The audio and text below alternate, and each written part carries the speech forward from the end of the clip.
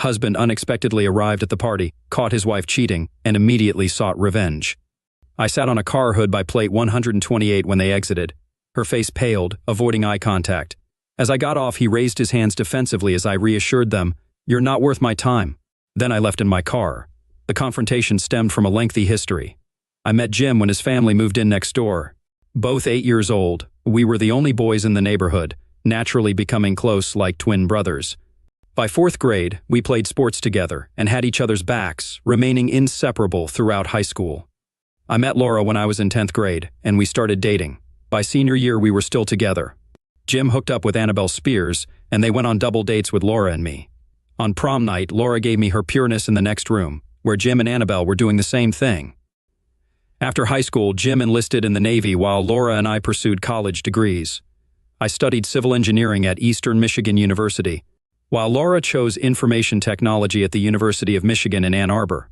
Despite the proximity of our campuses, maintaining our relationship proved challenging. Laura occasionally canceled our dates to see someone else, unbeknownst to me, until friends at the U of M revealed her actions. One evening, I followed Laura and a guy to a restaurant on Ann Arbor Road. Spotting me, Laura withdrew from him, suggesting familiarity beyond that night.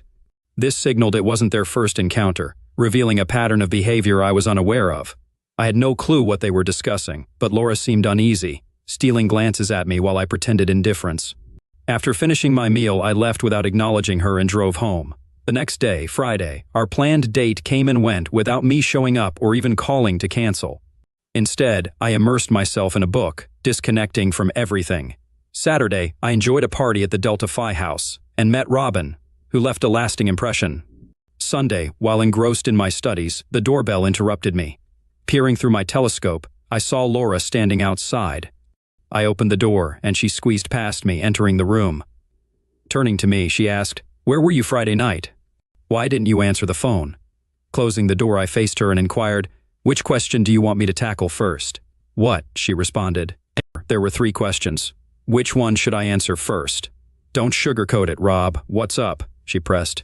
"All right, I'll answer them in my preferred order then. First, where I've been. Mostly here, though I did hit up a frat party Saturday night. Next, why I didn't pick up the phone. Simple, I didn't hear it because you didn't call. Yeah, my bad for unplugging it. Now, where were you Friday night? Right here, ordered pizza and dove into a great book. Why didn't you give me a heads up that you weren't coming? She demanded. I figured you were busy with your boyfriend. I assumed boyfriend? What are you on about, Rob? You're my boyfriend. Huh. Then who were you cozying up to at the restaurant on Thursday? She questioned. Just a friend. We weren't in love.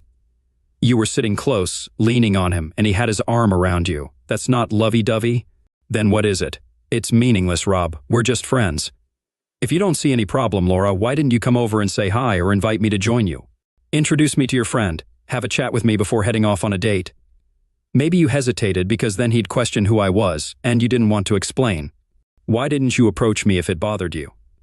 Because I wanted to observe your behavior, see how you act. Why would you want to do that? Because I've heard too much about your dating life when I'm not around.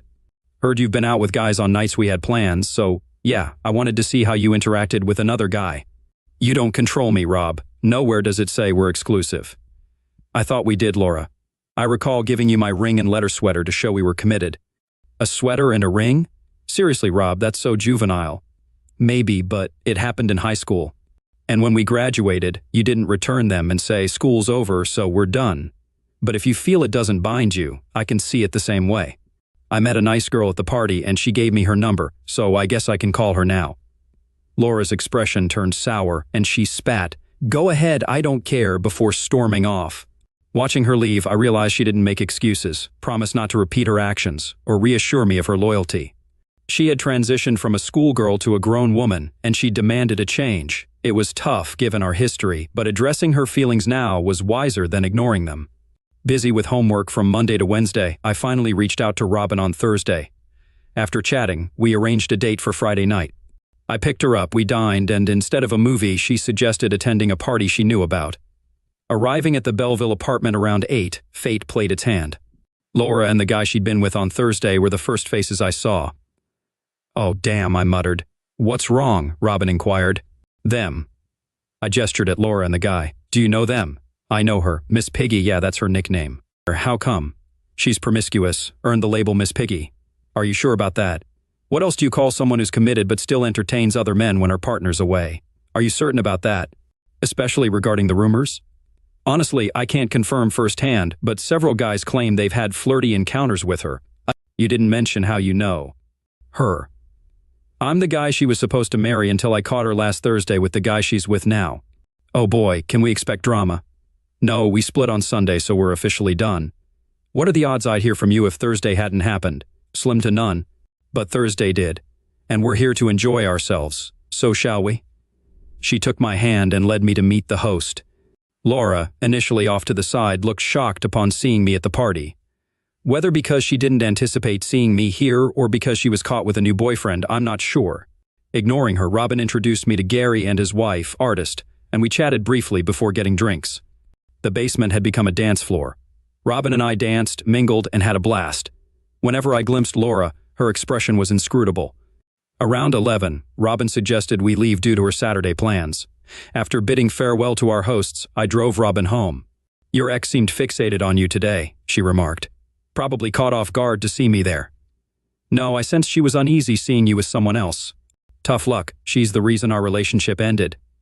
Perhaps, but I don't think she's thrilled about it. Maybe not, but she'll need to adjust. Does that mean I'll see more of you or that you'll start seeing other girls? I prefer to date one girl at a time.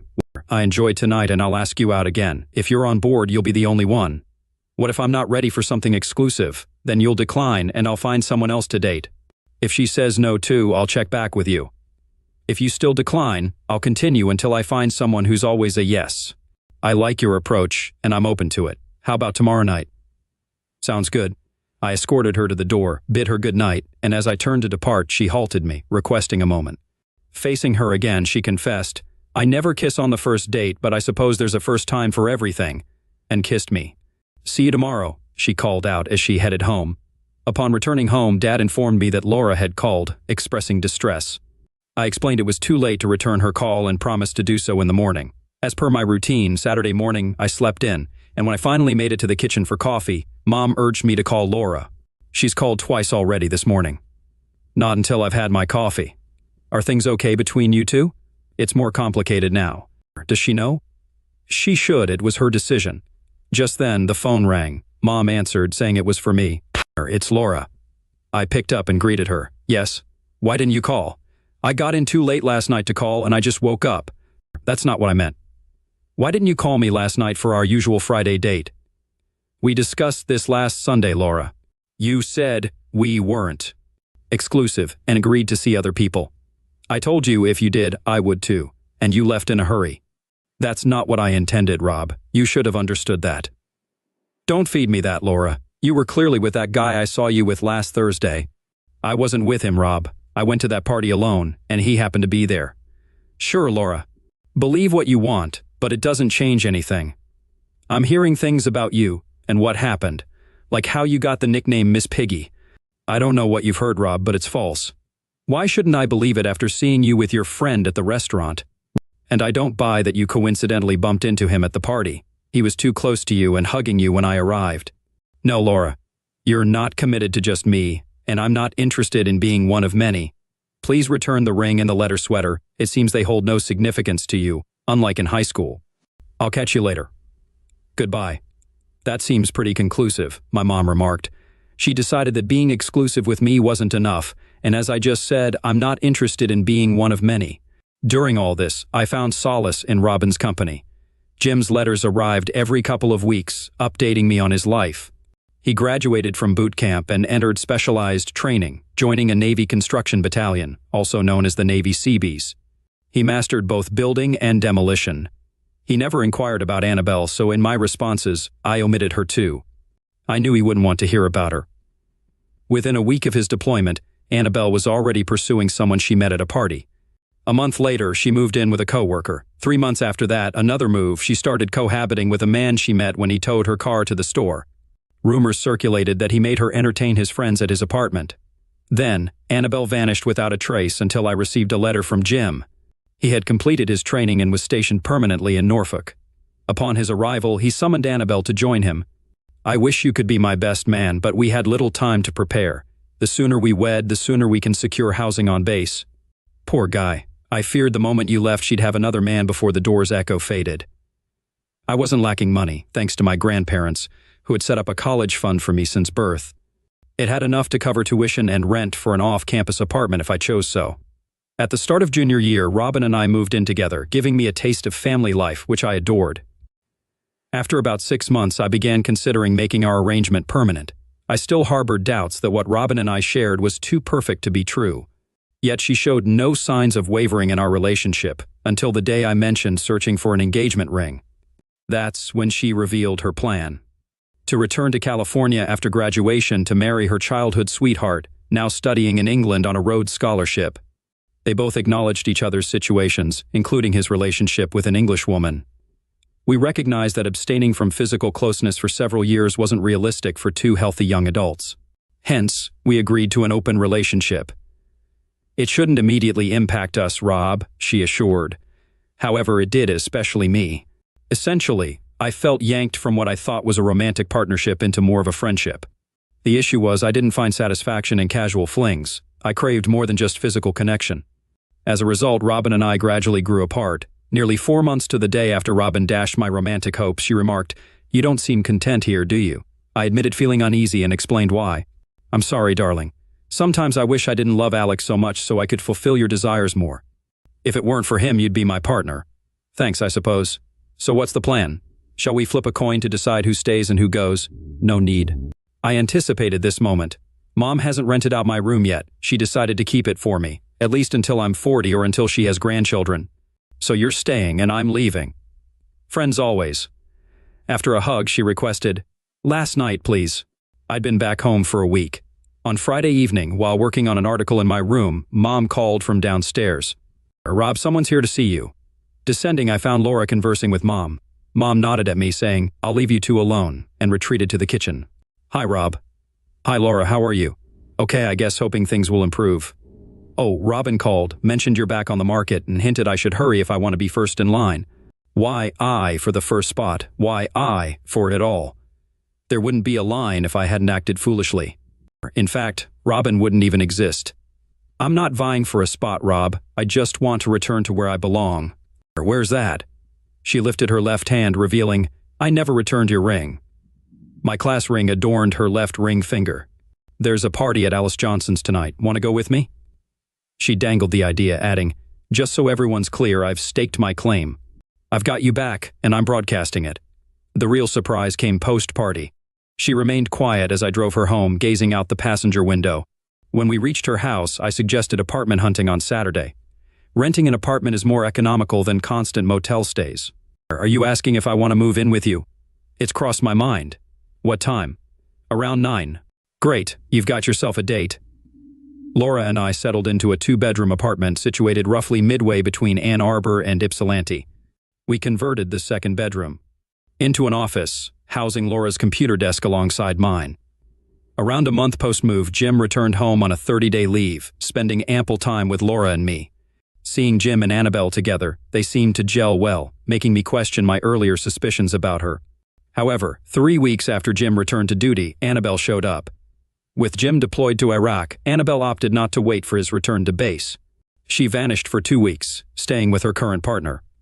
Upon her visit to Jim in Norfolk 3 weeks later, rumors resurfaced about her liaison with a former flame, including alleged revelries and hosting group encounters. I contemplated confronting her, but Laura dissuaded me, asserting it was none of our concern. Besides, as far as we knew, Jim and Annabelle had an open relationship, a not uncommon arrangement during prolonged military separations. Laura doubted Jim would consent to such an agreement, but advising him of Annabelle's behavior might backfire. Instead, she suggested I let it be. Jim returned from Afghanistan just in time to serve as my best man at my wedding to Laura. Afterwards, he and Annabelle relocated to Norfolk, where he completed the last 9 months of his military service. Upon discharge, they returned home, and Jim secured a job with a construction company as a heavy equipment operator. Over the next 2 years, the Marshalls, Jim and Annabelle, became regular guests in our home, visiting us at least once every fortnight. There were no signs of trouble between Jim and Annabelle, and there was no indication of infidelity on her part. Laura's theory seemed plausible, especially when the company Jim worked for won a contract to lay a pipeline in Alaska. Given the harsh conditions at the construction site, Jim opted to leave Annabelle at home for the 4-month duration of his assignment. However, barely a week later, Annabelle was spotted in a motel room with Gary Mellows, the owner of Jim's company. Subsequently, Gary's car was frequently seen parked in Jim's driveway almost every night of the week. Complications arose with the Alaska project, extending Jim's absence by another 2 months. Coincidentally, Laura and Annabelle shared the same doctor, and Laura happened to be at the doctor's office the day Annabelle received distressing news. She was 7 weeks pregnant, and Jim had been away for over 3 months. Laura learned about Annabelle's pregnancy from 2 nurses who had attended school with us. Aware of Laura's connection to Annabelle, they inquired how she thought Jim would react to the news. In the realm of gossip among friends, patient confidentiality sometimes takes a back seat. Laura speculated briefly before suggesting Jim may never learn the truth of my suspicions. Annabelle will likely opt for infanticide, resolving the situation before Jim returns. However, events unfolded differently.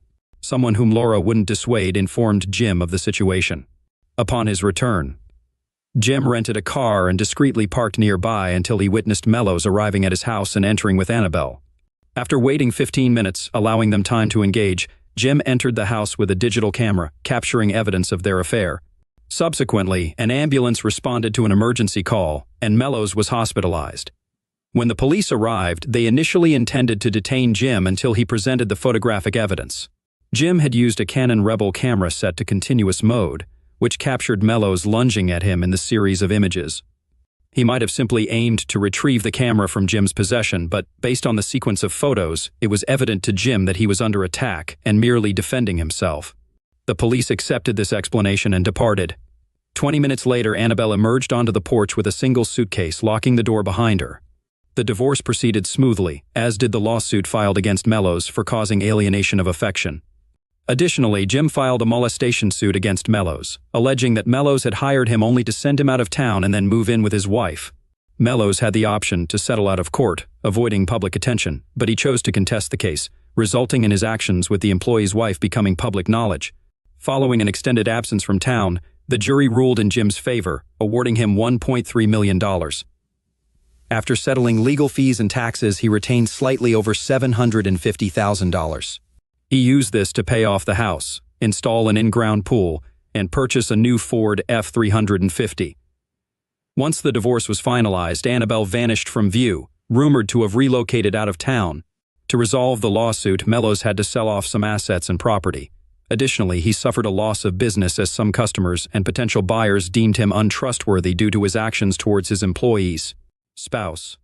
Jim still had some funds remaining and proposed to me the idea of starting my own company and taking over the business that Mellows had forfeited. I would handle the design while Jim would manage construction. After careful consideration with Laura, we decided to proceed, leading to the establishment of R&J Constructors. As partners, we've managed to thrive. Not only did we attract many clients who had left Mellows, but we also outperformed him on several projects. With human nature being what it is, Jim ensured everyone was aware whenever we outperformed Mellows. The subsequent 5 years passed swiftly. While Jim explored various relationships, he never found someone he wanted to commit to long-term. He spent considerable time with Laura and me, typically joining us once a week with his girlfriend. Things were going exceedingly well. Laura had ascended the corporate ladder, achieving the position of regional manager and emerging as a frontrunner for the vice president role. I believe things couldn't improve further, and unfortunately, I was correct. On a Tuesday, as I wrapped up a lunch meeting with a prospective client, Gary Mellows approached and asked if he could buy me a drink. Personally, I held no ill will towards Gary. I reasoned that if someone like Annabelle, whom I considered less than reputable, offered solace to a lonely individual like Gary, it wasn't fair to fault him for accepting. I never bought into the narrative about Gary orchestrating Jim's departure for Annabelle's sake. Knowing Annabelle's character, I speculated she might have visited Gary's office to collect Jim's paycheck and expressed her loneliness due to his absence. In any case, Gary's issues were tied to Jim, not me, so I accepted his offer for a drink. Once he settled in, he inquired, "How's everything going?" "Could be better," I replied. "Perhaps you'll contemplate selling," he proposed. "Selling? Why on earth would I do that?" I retorted. "To make your pal Jim my business partner," he suggested. "Are you out of your mind?" I exclaimed. "Not really. Take a look at this." he said, opening his briefcase and presenting a folder to me. I accepted it, opened it, and was taken aback. The folder contained a photo of Laura and Jim holding hands as they entered a motel room. Several more images depicted them entering or exiting the motel room, along with a handful showing them embracing and kissing in various locations. I glanced up at Gary, who explained, "Apologies. I was tailing him to gather evidence for revenge. When the private investigator handed me those photos, I didn't know she was your spouse. I only discerned from the rings in the picture that she belonged to someone else, so I hired a PI to uncover her identity to prepare for my retaliation." "Why you were involved," I pointed out. "You followed his orders?" Gary countered, "No, I didn't." I refuted. "Yes, I had a fling with his wife, but I never orchestrated his departure to pursue her." She entered my office, shut the door, and began undressing. Meeting her gaze, she declared, "Since you sent Jim away, you'll have to look after me until he returns." Being unattached, I had to decline Annabelle. To me, this entire debacle is Jim's responsibility. Initially, everyone's aware of Annabelle's promiscuity, a trait she's carried since high school. Jim should have been aware, but he didn't act on it. "No, Rob, he hit me hard with that lawsuit, and I intend to retaliate. I'm just sorry you're caught in the middle." Any idea how long this has been going on? According to the private investigator's findings, it's been at least a year, possibly longer. How could it have gone unnoticed for so long? If she never raised suspicions, how could you uncover it? So why the interest in buying me out? What's the benefit of becoming Jim's partner? Consider it equal partnership. I'll have an equal say. If he proposes Plan A, I'll advocate for Plan B. No matter his preference, I'll oppose it. Plus, I'll oversee pricing and ensure our rates undercut the competition. I'll drive the company into bankruptcy, and Jim will suffer the consequences. But you will too. Not entirely. I've done my due diligence. If the business collapses, we'll liquidate assets, and I'll recoup most of my investment. I won't profit, unless you count earnings from my other ventures undercutting Jim's bids. But I won't endure substantial losses either. What if he resorts to molestation until you sell your share? Last time, he caught me with his wife, and I prioritized seizing the camera over self-defense. If he tries again, it won't be as easy for him. In fact, I'm confident I can handle him if necessary. So, are you interested? Possibly, but I want to conduct my own investigation first. If I decide to proceed, do you have a ballpark figure in mind? I proposed a sum and he deemed it feasible, advising me to contact him if I opt to move forward. I departed the meeting with Mellows feeling utterly shaken. How could Laura and Jim have carried on like this for nearly a year without me suspecting a thing? I had observed no signs of discontent from Laura, no decline in affection. Our life appeared unchanged, at least from my perspective. What had gone awry? While I trusted Detective Gary's findings and evidence, I couldn't dismiss the possibility of tampered photos and Gary's personal motives. I needed certainty before taking action. Returning to the office, I reached out to a friend at an insurance agency for recommendations on investigative services. Armed with this, I arranged a meeting, and 13 days later I felt assured. On purported work trips, Jim rendezvoused with Laura at the Comfort Inn on Melrose. How she managed time off from work for these liaisons eluded me. Now I had to determine my course of action. Though my desired path was clear, I just needed to devise a strategy. After 2 hours with a lawyer, I had a clear understanding of my options and obligations. With no fault grounds, assets would be divided evenly. Concerned about Laura's share of proceeds from selling my stake in the company, I realized deception might be necessary. Even so, she'd still receive some of the proceeds. I struck a deal with Mellows to officially sell him my stake in the company for 1/3 of its actual value. 1/3 of the payment went into a bank account solely in my name, while the remaining 2/3 were deposited into an offshore account I'd arranged. The agreement stipulated that Mellows wouldn't appear at the office or occupy my desk until the morning I handed Laura and Jim the necessary documents. Laura filed for divorce, citing infidelity, while Jim pursued a case for alienation of affection. Despite residing in a no-fault state, I could still pursue legal action for infidelity, potentially resulting in a slightly more favorable division of assets, though not a 50-50th split. To substantiate the claim of infidelity, evidence was crucial. Examination of reports from both Gary's private investigator and mine revealed consistent rendezvous at the same motel, always on Wednesdays. My detective secured a room for surveillance, incentivizing the porter to ensure Laura and Jim were assigned to that specific room. On Wednesday morning, I instructed Maria, our receptionist, to inform Jim that I'd be absent due to a dentist appointment and to mention the possibility of my continued absence in the afternoon if I didn't feel well after the procedure. After the effects of the gas wore off, I exited the house and returned after Laura had left for work. The locksmith arrived promptly at 9 to change all the locks. Once he finished, I headed to the bank and emptied out both the accounts and the safe. My lawyer advised taking only half, but my mood was unwaveringly resolute. Screw you, Laura. I had no intention of making things easy for her. She'd have to fight for her share. Eventually, I also withdrew the funds I expected from the business. If it proved excessive, Jim could contest it in court, but until then, it was mine. My detective phoned at 12:10 to report that the couple had checked into room 128. I drove over, had a brief chat with the detective, then stationed myself on the hood of a nearby car waiting for them to emerge. After a tense encounter, I drove away. Just as I was leaving, a man approached them and handed over the papers. Alongside the divorce papers, Laura received a temporary restraining order mandating her to stay 500 feet away from me in the house. Securing it required a bit of trickery. I had to fabricate a story, claiming a third party had tipped me off about Jim and Laura discussing my insurance coverage and business shares value. A hearing was pending to decide if the restraining order would become permanent, but it might take a few weeks. It was just another tactic to unsettle Laura. The crucial point was that she couldn't enter the house without court supervision, and I had no intention of making myself available to make keys for the new locks. Along with Jim's papers for the foreclosure attachment suit was a brief note. "You're familiar with how these suits go, aren't you? How does it feel to be on the receiving end?" Driving away from the motel, I called Gary on his cell phone. "Everything's arranged. Have a good first day at the office tomorrow." I drove to the airport, parked in the long-term lot, stashed my cell phone in the glove compartment, and boarded the flight to Cabo San Lucas. After a week of scuba diving and beach lounging, I returned home. Upon switching on my phone, I found it inundated with voicemails. Most were from Laura, as expected, but there were also 4 from Jim. You'd think he'd be the last person eager to talk to me. Nevertheless, I had no interest in conversing with either of them. Would I desire an explanation? Naturally, I'd want to understand why. Yet I had resolved to leave them in the past and focus on moving forward. Their reasons for betrayal were not something I wished to dwell on. My attorney was aware of my week-long absence, so I decided to inform him of my return. He suggested I contact Laura, who had been trying to reach me twice daily to access the house and retrieve my belongings under court supervision. I was about to instruct him to make arrangements with the court to allow her entry when a different idea dawned on me, a chance to further unsettle her. I phoned her and inquired about her needs. "I need my clothes and other items, but I can't enter the house even with court supervision because I lack a key and they won't let me break in," she explained. "You have nothing there to take," I countered. "I donated everything to Goodwill. I don't want any reminders of your deceitful behavior. There's nothing of yours left, not even a stray hair clip."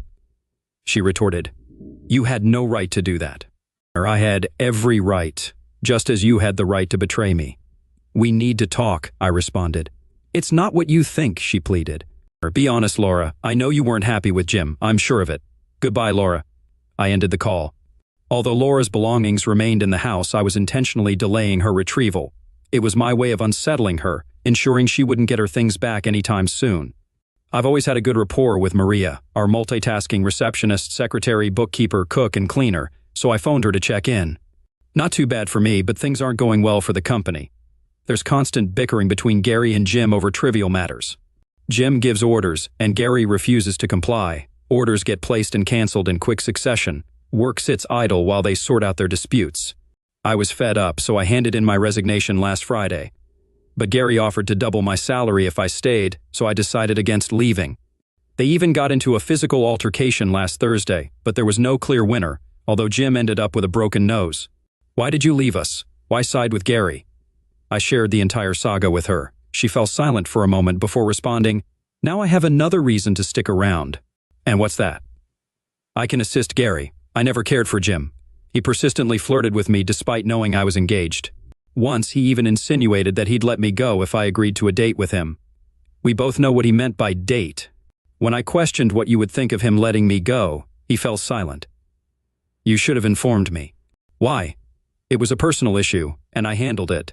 I sympathize with you and Laura, Rob, but there might be a positive aspect to it, at least for me." "Or how's that?" "It means you're available again. How do you feel about being pursued?" "Weren't you engaged?" "I was. Until I caught that idiot doing to me what he did to you." "When did it happen?" "About 3 weeks ago." Well, honey, if you're interested, I'll consider you first when I start dating again, but that won't happen for a while. I won't give Laura any ammunition. I can wait, but keep me in mind if you ever feel lonely and want company for dinner. I will, sweetie, and thank you. My phone rang 16 times that day, 14 calls from Laura and 2 from Jim. I couldn't imagine anything that guy could say that I'd want to hear. If he was calling to ask for something, it definitely wasn't from me. I deleted all the calls and went home, made myself dinner, then on a whim, I called Gary Mellows to check on his scheme. Not bad at all. I made sure to be at your desk when he arrived at work. He saw me, frowned, and demanded to know why I was in the office and sitting at your desk. I chuckled and informed him that I was his new partner. The look on his face was priceless. You could practically see the steam coming out of his ears as he perused a copy of our agreement. I got us off to a proper start.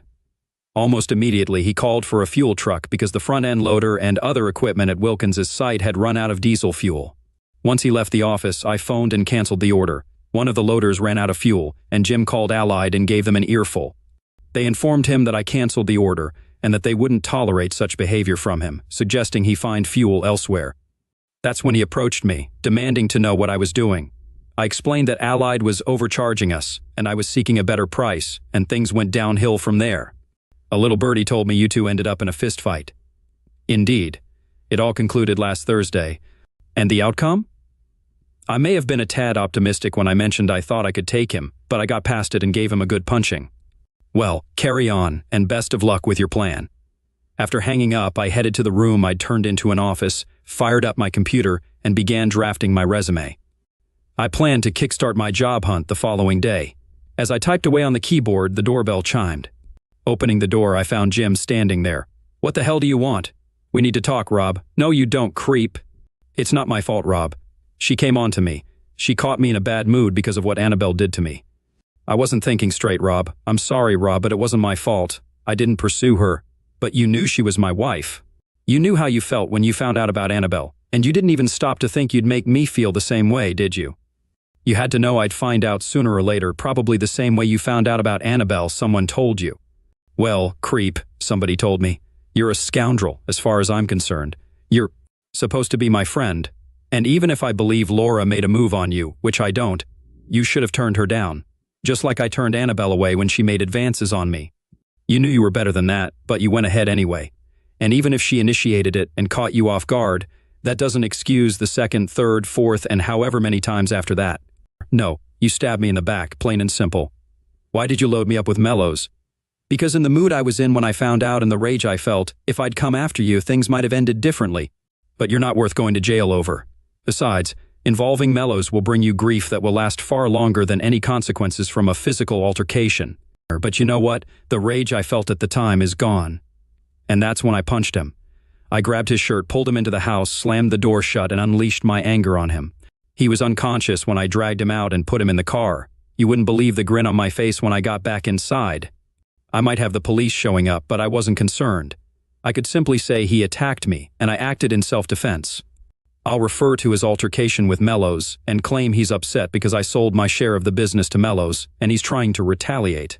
The next day, I sent out 14 resumes and checked in with my attorney. He mentioned a hearing on the temporary restraining order set for the following Monday, but hadn't heard from Laura or her lawyer. Contemplating contacting Laura, I decided against it. Delaying her hiring a lawyer meant delaying any communication between us. Throughout the week, I received responses to my resumes and traveled for interviews in Atlanta on Wednesday and Baltimore on Thursday.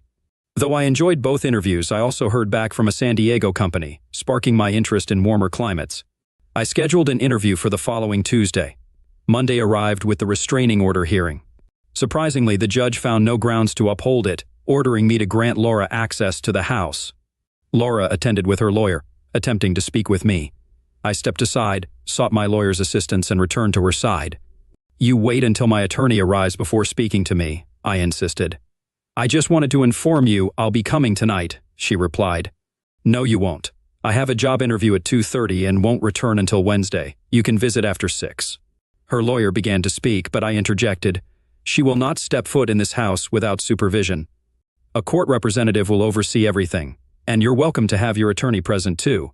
No, that's not satisfactory. They won't understand what she's taking. If she grabs something inappropriate, I'll have to fight to retrieve it. She was away for 2 weeks, and another 48 hours won't injure her, I stated. Firmly. Her lawyer sighed. Then let's await the judge's decision. As he turned to leave, Laura intervened. Forget it. I can wait. I nodded and said, Wednesday at 6, before departing. Wait a moment, Rob. Can we have a conversation? No, I replied, exiting the building. Satisfied with my interview in San Diego, I returned home eagerly anticipating news from them. At 6, Laura arrived, accompanied by a representative from her lawyer's office. The court-appointed woman arrived at 2:06, and during those 20 minutes we conversed over coffee. She explained her role as an observer for the court, tasked with inventorying seized items and noting disputed ones. I assured her there was no need for a list of disputed items. She could take whatever she wanted. If that's your stance, why did you take a firm position against her? She betrayed me, and she did it with someone who had been my best friend for over 25 years. I couldn't retaliate physically without facing legal consequences, but I had to do something to retaliate and inflict some pain on her. It wasn't much, but it was something. As the doorbell rang, I ushered Laura and her accompanying man from the lawyer's office inside, then stepped outside to mow the lawn. When I returned indoors, everyone had left except Laura, who sat at the kitchen table, sipping tea. She glanced up as I entered. You deceived me. You didn't donate any of my belongings to Goodwill. Perhaps not, but I relish seeing your reaction when you claimed I had no right to do so. I hadn't anticipated everything ending up belonging to her. It'll take me longer to sort it out than I thought. I retrieved my key ring from my pocket, took out my house key, and extended it across the table to her. No need to move. You can collect the keys on Friday.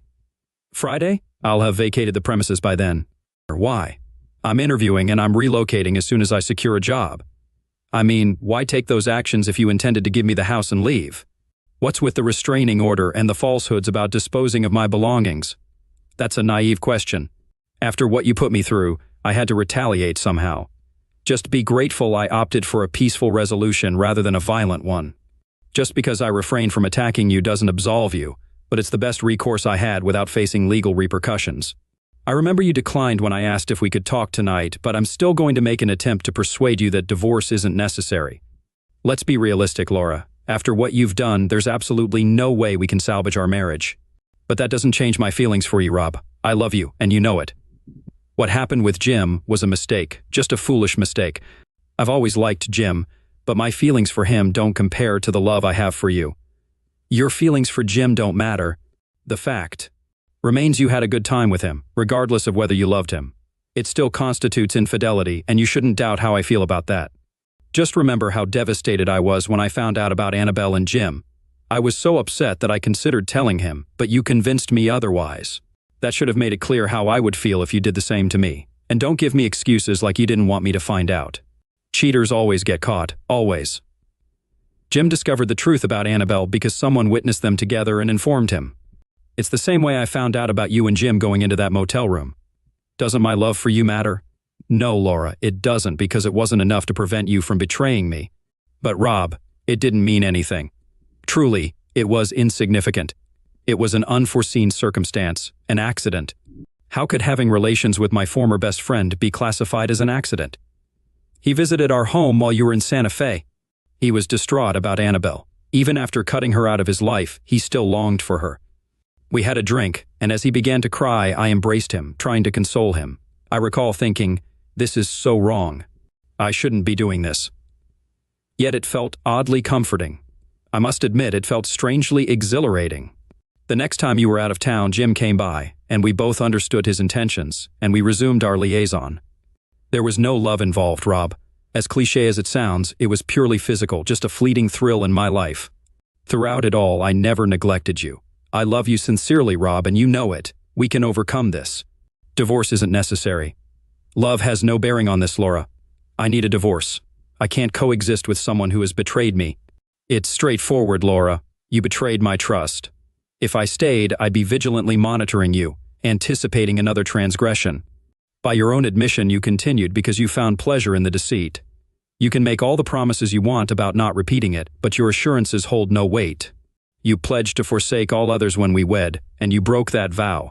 I find it hard to trust anything you say, Laura. Jim's version of events completely contradicts yours. According to him, it wasn't an accident. He says you were actively playing a game with him. Either he's lying or you are. The issue is that after what both of you did, neither of you is trustworthy to me, so I can't favor one story over the other. The bottom line, Laura, is that we've broken up as a couple. I'm not giving up, Rob. I'm going to fight for the divorce.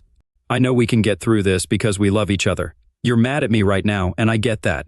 But I can make a promise to you and keep it, especially now that I understand what breaking that promise could cost me. My lawyer says he can get the court to order counseling, and I know that can help. I love you, Rob, and I'm not letting you go. You don't seem to understand that I don't want you right now. Okay, I'll admit that I still love you, and it'll take me a while to get over it, but there's no way I can live with you again. Every time I go to bed with you, I'll think about you being with that idiot who was my best friend, and I can't live like that. You won't fight for a divorce from Laura because if you do, I will release the videotape of your last meeting with Jim. Every family member, every friend, and all your CO workers will get a copy. I will create your own adult site for you, and there are dozens of amateur adult sites where I can post it. And I will do it with your full name and address. It'll make your life very interesting. Crap, Rob. No such video exists. Oh no, wait here. I went to the den where I had my briefcase, pulled out a copy of the disc, went back to the kitchen and handed it to her. Take a look at it. After you watch it, decide if you want someone else to watch it. Now, if you don't mind, there's something I need to do. You can pick up the house on Friday, but for now, you have to go. On Thursday and Friday, I moved out of the house and put most of my stuff in storage. Then I rented a room at the executive suites for a month, hoping to have a job by the end of it. Over the next 2 weeks, I traveled to Salt Lake City, Philadelphia, Atlanta, Chicago, and Detroit for interviews, all of which I felt good about, but I didn't hear back from any of them. I sat down at my desk, calculated my finances, and realized I could live without a job for about 6 years. I started looking into other cities and states with a lower cost of living, hoping to stretch those 6 years to 8, maybe 10. Laura signed the divorce papers and returned them to my attorney. I almost regretted that she did that. I would have loved to scatter a CD of her and Jim all over the house, but a deal is a deal. We agreed on a 50-50th division of the property, with each party paying their own attorney fees. Since I filed the suit, I paid the legal fees. Laura wanted the house, and my half of the equity was slightly more than what I had borrowed from the bank, so that worked out. True, I had to give Laura half of what I got from selling my half of the company, but I had planned for that. She claimed I sold out too cheaply, but it didn't matter because the other 2/3 of what I got from the sale was safely tucked away. I heard some interesting gossip. Apparently, as soon as I was out of the picture, Jim started intimidating Laura so relentlessly that she had to get a restraining order against him. Not that I cared, of course, but it amused me. I decided to wait until the divorce was finalized before taking any action. Eventually, I began receiving calls from some of the companies where I had interviewed. A company in San Diego called, asking me to return for another interview. However, before I could call to arrange it, Gary contacted me. How would you like your company back? Why would I want my company back? I sold it to you so I could go back to Jay and leave him behind. Why would I want to become his partner again? You wouldn't want to, but you don't have to. After our last argument, I said, if you're so unhappy with me as a partner, I'll either buy you out or sell your half to someone else. He thought for about 30 seconds and then asked how much I'd pay for his half. He accepted half of what I gave you. The question remains, why should I want the company back? If you've done even half of what you said you would to sabotage Jim, the company might not be worth much now. You could be surprised. Come to the office and let's talk. I figured I had nothing to lose, so I went to see him. When I walked in, Maria jumped up from her desk and hugged me, then poked her head into Gary's office to tell him I had arrived. As you know, I only bought you out to mess with Marshall. I didn't really need him, but things are changing. I'm getting more into the construction side of the business. I want to move away from the engineering part. On one hand, I couldn't get the engineers I wanted, so I started considering alternatives. The solution that came to mind was to call you and ask you to set up a company that I would contract with for the engineering work. But then Marshall sold me the company, and I thought, why not just sell it to you and contract with you? I can't afford to buy out both my half and Jim's half. You won't have to pay much because the company isn't worth much anymore. Since I own everything, I've transferred all the construction work and equipment to my other company. What's left is purely the engineering part. I'll sell you the company for what I paid Jim and sign a 5-year contract for engineering services. Plus, the company still has contracts with about 15 other firms. I don't see how you can lose. How much did you give Jim? He told me, and it was less than I had in my offshore account. But there is one condition. And what's that? I asked. I have no secrets from Maria, and I shared the idea with her. She said that if you agree, she will stay with you and not move to my company. If you accept the deal, you will keep her on your team. I didn't have to think long, and I told him that I would agree to the deal, but I wouldn't do it until my divorce was finalized, which would be in about 3 weeks at the earliest. Gary said that was fine with him, and we agreed to the deal. As I was leaving the office, Maria said, "I heard. Don't forget that at the end of those 3 weeks you promised I would be first on the list." "I didn't think you were serious about that." "You can rest assured I am," she said with a 1,000-watt smile. As I pulled away from the curb, my cell phone rang, and it was my lawyer. Jim had learned his lesson from what happened to Gary when Gary sued Jim and called my lawyer with an offer to settle the case. I told the lawyer to accept it. I made it the rest of the way to my room at the executive suites with a huge smile on my face. In 3 weeks, I could start a new life with a new job, a new girlfriend, and money in the bank. I could spend those 3 weeks looking for a place to live and shopping for furniture. Who says nice guys always finish last?